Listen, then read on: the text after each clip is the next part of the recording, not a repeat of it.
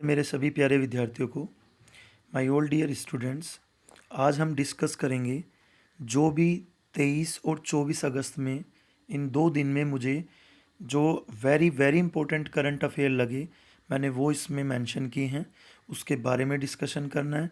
Plus जो अगस्त महीने में, सिर्फ अगस्त महीने के जो भी इम्पोर्टेंट डेज हैं, हम उनके बारे में भी थोड़ी चर्चा करेंगे। चलिए स्टार्ट करते हैं। फर्स्ट पॉइंट है हमारा, आतंकवाद के पीड़ितों के लिए अंतर्राष्ट्रीय स्मरण और श्रद्धांजलि दिवस कब मनाया जाता है? तो आंसर विल बी 21 अगस्त। इसके बारे में नीचे मैंने और भी कुछ दिया है, वो भी ध्यान से पढ़िएगा। संयुक्त राष्ट्र महासभा ने 21 अगस्त को आतंकवाद के पीड़ितों के लिए स्मरण और श्रद्धांजलि के अंतर्राष्ट्रीय दिवस के रूप में घोषित किया है। यानी इस दिवस को संयुक्त राष्ट्र महासभा ने एक आतंकवाद के पीड़ितों के लिए स्मरण और श्रद्धांजलि देने वाला दिन घोषित किया है। तो बस इससे बहुत ज़्यादा डेप्थ में पढ़ने की तुम्हें ज़रूरत नहीं है। आपको इतना याद रखना है कि अंतर्राष्ट्रीय स्मरण और श्रद्धांजलि दिवस कब मनाया जाता है जो आतंकवाद के पीड़ितों के लिए। तो 21 अगस्त याद रखना है। सेकंड पॉइंट है हमारा, भारतीय स्टेट बैंक के नए प्रबंध निदेशक के रूप में किसे नियुक्त किया गया है? आप सभी को पता होगा, एसबीआई बैंक भारत का एक सबसे बड़ा बैंक है। सबसे बड़ा बोल सकते हैं हम आज। आरबीआई के बाद अगर भारत का सबसे बड़ा कोई बैंक है तो वो एसबीआई बैंक है। तो हम एसबीआई बैंक के एक प्रबंध निदेशक के रूप में जिसको चुना गया है उस व्यक्ति के बारे में डिस्कस कर रहे हैं।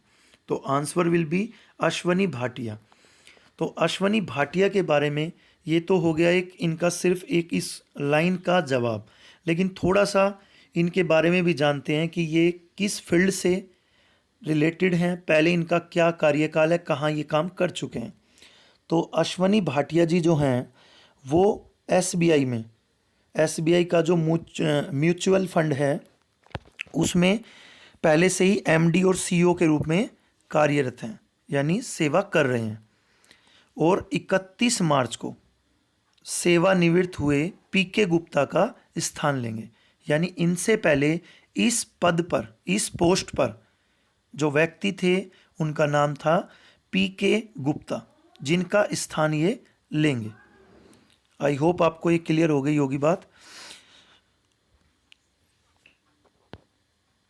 थर्ड पॉइंट है हमारा, मनिका बत्रा जिन्हें खेल रत्न पुरस्कार से सम्मानित किया गया है किस खेल से जुड़ी हैं? तो answer will be table tennis. इसके बारे में थोड़ा सा नीचे और देखिए, 5 खिलाड़ियों को राजीव गांधी खेल रत्न पुरस्कार और 27 खिलाड़ियों को अर्जुन पुरस्कार से सम्मानित किया गया। आपको मैंने इससे लास्ट वीडियो, इससे पहली जो वीडियो है उसमें राजीव गांधी खेल रत्न पुरस्कार किस किस को मिलना है, किस किस का नाम दिया गया है, ठीक है, तो किस किस का नाम अनाउंस हुआ है, उन सभी खिलाड़ियों के बारे में बहुत अच्छे से उसमें दिया हुआ है। जिन बच्चों ने वो नहीं सुना उसको एक बार फिर पढ़ लें, फिर सुन लें और अपने अच्छे नोट्स बना लें ताकि आपको राजीव गांधी खेल रत्न पुरस्कार से कोई भी क्वेश्चन ना छूटे। तो इसमें दिया हुआ है 5 खिलाड़ियों को तो राजीव गांधी खेल रत्न पुरस्कार और 27 खिलाड़ियों को अर्जुन पुरस्कार से सम्मानित किया गया। उन्हें राष्ट्रीय खेल दिवस पर यानी 29 अगस्त को पुरस्कार से सम्मानित किया जाएगा। तो इतने लोगों के नाम हैं, यानी कि 27 तो राजीव गांधी खेल रत्न के लिए और अर्जुन पुरस्कार के लिए जो सम्मानित किए जाएंगे, उन व्यक्तियों को 29 तारीख को इस पुरस्कार से सम्मानित किया जाएगा। नेक्स्ट पॉइंट है नुआखाई जुहार। देखिए कुछ इस तरह के वर्ड आते हैं जब एग्जाम में, तो ये पूछ लिया जाता है ये किस राज्य से संबंधित है, ये निम्नलिखित में से किससे संबंधित है। राज्य का नाम देकर हो सकता है किसी फसलों का, किसी उद्योग का नाम दे दिया जाए, तो इसके बारे में भी जानना जरूरी है। लिखा है 23 अगस्त 2020 को भारतीय प्रधानमंत्री ने नुआखाई जुहार के अवसर पर देश के किसानों को शुभकामनाएं दी। यानी प्रधानमंत्री मोदी जी ने 23 अगस्त 2020 को इस अवसर पर देश के किसानों को शुभकामनाएं दी। इसका मतलब ये तो बात कंफर्म हो चुकी होगी आपको कि ये किसान की फील्ड से रिलेटेड है, ना कि व्यापार की फील्ड से, यानी किसानों से संबंधित है। तो ध्यान दीजिए, लिखा है यह एक कृषि उत्सव है जिसे नुआखाई पर्व या नुआखाई भेंटघाट, यानी इसके दो नाम हैं, नुआखाई पर्व या नुआखाई भेंटघाट भी कहा जाता है। तो बात एक ही है, हम एक ही पर्व की बात कर रहे हैं, नाम उसके दो हैं। यह बदलते मौसम के साथ नई फसल का स्वागत करने के लिए, यानी कि बदलता मौसम यानी कि जो न्यू मौसम, हम आपको पता होगा एक सीजन के हिसाब से खेती होती है, जैसे कि सर्दियों में कुछ फसलें लगती हैं, गर्मियों में कुछ फसलें लगती हैं, बरसात की कुछ अलग फसलें, यानी कि रबी खरीफ की मैं बात कर रहा हूँ, ठीक है, या जायद फसलों की मैं बात कर रहा हूँ। तो जैसे मौसम के बदलने के साथ साथ जब फसलें, नई फसल की तैयारी होती है, तो उस नई फसल का स्वागत करने के लिए, यानी जो नई फसल लगने वाली है उसकी जो तैयारियां चल रही हैं उसका स्वागत करने के लिए पश्चिमी ओडिशा, दक्षिणी छत्तीसगढ़ और झारखंड, यानी ये 3 स्टेट में ये पर्व मनाया जाता है। झारखंड के कुछ क्षेत्रों में मनाया जाने वाला एक प्राचीन त्यौहार है, यानी सदियों से बहुत प्राचीन त्यौहार है इनका। यह उत्सव गणेश चतुर्थी के एक दिन बाद मनाया जाता है। तो आपको आई होप ये टॉपिक समझ आ गया होगा। इसको 2 से 3 बार समझिए, सुनिए, नोट्स बनाइए, क्योंकि इससे बाहर क्वेश्चन नहीं बनेंगे अगर आप डेली की 4 से 5 करंट अफेयर्स, जो मेन करंट अफेयर्स हैं, देखिए अन्यथा तो बहुत कुछ है। अगर मैं इसमें बेवजह की बहुत सारे टॉपिक्स डाल दूं तो 20 से 25 करंट अफेयर्स बन जाएंगी डेली की, लेकिन बिल्कुल वेरी वेरी इंपॉर्टेंट जो आपके एग्जाम को कवर करेंगी, बस उन्हीं पे चर्चा की जा रही है। 5 से 7, बस 4 5 7, इससे ज़्यादा रेशियो एक दिन का नहीं जाता। आगे एक हेडिंग दी हुई है, अगस्त माह के राष्ट्रीय और अंतर्राष्ट्रीय दिवस। तो दिवस से क्वेश्चन हमेशा बनता रहा एग्जाम्स में, तो बच्चा 1 जनवरी से और दिसंबर तक की एक साथ याद नहीं कर पाते हैं। तो इसी के लिए अब करंट अफेयर्स का जो हमने अपना ये चैनल बनाया है, जो वीडियो डाल रहे हैं, इसमें मंथ टू मंथ हम सभी दिवस को कवर करते हुए चलेंगे, कोई दिवस नहीं छूटेगा। तो इसका, और बीच में एक टेस्ट भी होगा, फिर इसका यूट्यूब पे एक वीडियो डाली जाएगी, उसको डिस्कस भी करूँगा मैं आपके साथ, ठीक है। नो, और इसके पीडीएफ वगैरह भी आपको सेंड की जाएगी। तो ध्यान दीजिए, जैसे इसमें ये चीज़ें पढ़नी तो देखो खुद से ही हैं, बस एक बार मैं रिवाइज करा रहा हूँ। 2 अगस्त दादरा एवं नगर हवेली मुक्ति दिवस, यानी कि इनको आज़ादी मिली। मुक्ति दिवस, मुक्ति दिवस से मतलब है आपके भारत पर, मतलब हमारा जो भारत है इस पर आप सभी को पता है कि पुर्तगालियों, डच, फ्रांसीसियों, अंग्रेजों, तो बहुत सारी यूरोपीय शक्तियों का राज हो गया था, और कहीं पर किसी यूरोपीय शक्ति का राज है, कहीं पर किसी यूरोपीय शक्ति का राज है। तो इसको जो मुक्ति मिली ना इस क्षेत्र को, वो मिली 2 अगस्त को।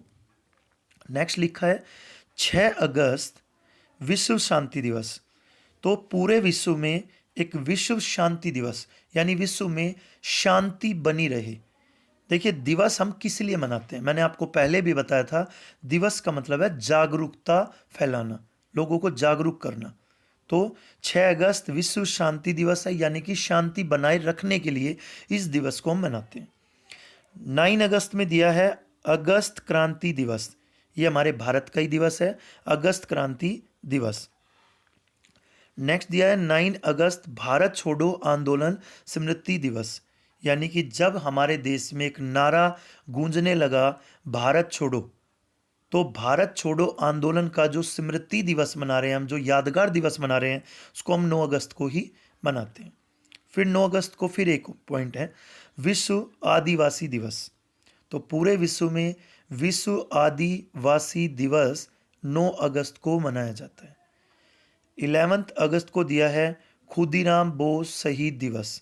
देखिए हमारे देश के जितने भी शहीद हैं, जितने भी हमारे देश के देशभक्त हैं, जिनकी वजह से आज हम अपने इस स्वतंत्र देश में हर तरह से एक डेवलपमेंट की तरफ बढ़ रहे हैं, तो वो सब हमारे शहीदों की ही देन है। तो इनका नाम बहुत इम्पोर्टेंट है और हमारी जिम्मेदारी भी है कि हम इन लोगों को बहुत अच्छे से याद रखें और बहुत अच्छे से इनकी यादगार दिवस को मनाएं। नेक्स्ट लिखा है 12 अगस्त, अंतर्राष्ट्रीय युवा दिवस। तो पूरे विश्व में अंतर्राष्ट्रीय युवा दिवस मनाया जाता है 12 अगस्त को।